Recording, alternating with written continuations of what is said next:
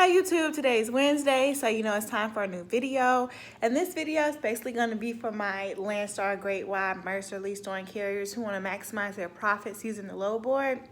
So I'm going to give you a couple of ways to maximize, things to look for, or what to do in order to get more bang for your buck. So the first thing to start is build a relationship with the broker, or two or three or four. You want to have brokers in your pocket. Like, you want to be able to call them up and say, hey, do you have this load going so-and-so I can pick up tomorrow? Because you already know where the load goes, where the load pays. So for instance, I used to work at a company called P&G as a yard driver. That's why I'm good at backing. Anyway, so it was a broker who actually had that load that goes from Albany, Georgia, every day to Orlando, Florida. And I would call that broker whenever I wanted that load. Like, I really didn't feel like looking on load board, and I would get up and say, can I just have that P&G load going to Orlando? And I'll go pick it up, take it down there, and come back home.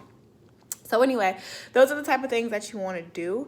Also, the next thing, plus, if you build a relationship with the broker and they really like you and you have really good service, they're going to give you more money for the load if they can afford to do that. So you want to think about that too. Here's another one.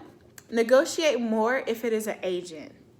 What I mean by that is if you call a brokerage and you say, hi, I'm looking for the load, blah, blah, blah. They give you their whole spiel of what the load consists of, the commodity, how heavy it is, blah, blah, blah. And then you say, well, are you the broker or the agent?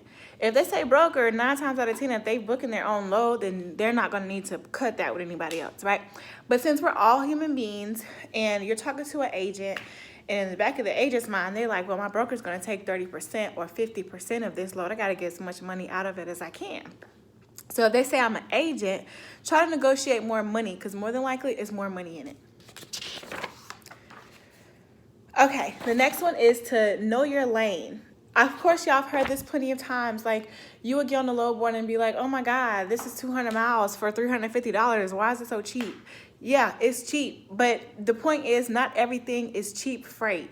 Like, it's a cheap lane. It's a difference. If you've been running the same lane for a while and you see that normally it runs for $2.50, but 1 week or one load, it's running for $1.30, yeah, that's cheap freight. But if that lane always run for $1.30, that's not the broker or the agent's fault. That's your fault for not knowing your lane. Also, when you get on the load board and you try to negotiate your freight, you need to know what the lane consists of, because you're losing out on loads and money trying to go for every load is not going to be 2.50 cents a mile or $3 a mile. You know what I mean? So if you're in a lane where you're not going to get $3 a mile, but you have sat there from 7 to 7 at night and you haven't found a load yet, well, that's why. You don't know your lane. All right, so that leads me to don't chase freight.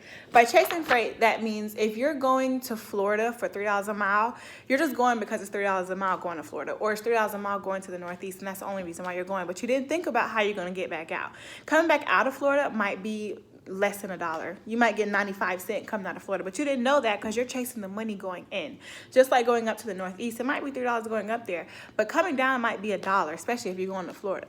So don't chase freight and you wind up in a situation where you're stuck because you're going to have to either deadhead out of that location, or you have to get something cheap that's going to cover your fuel just to get out. So just know what you want, know your lanes, know where you want to go, because that's going to give you steady money when you know what type of rates to look for.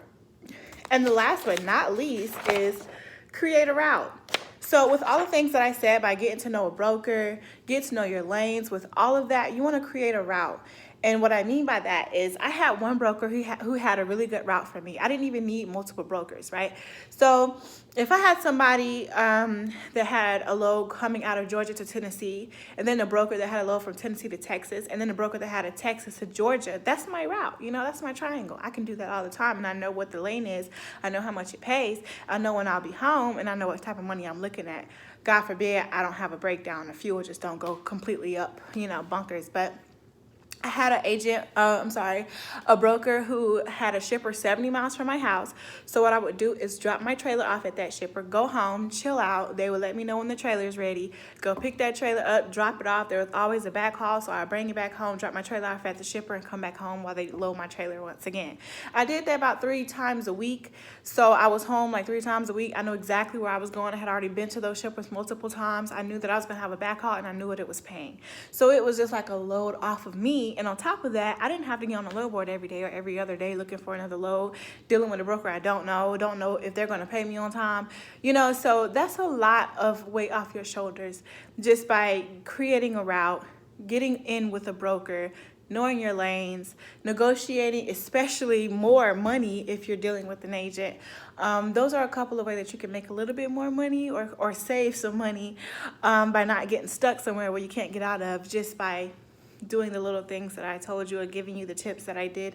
So hopefully that helped, y'all. It's a really quick video because I almost forgot today was Wednesday. But let me know what you guys think. Like and subscribe, share, tell your friends to come on over. They need this knowledge too, and we all can just work together and be one big happy family. All right, you guys, bye. Nice talking with you.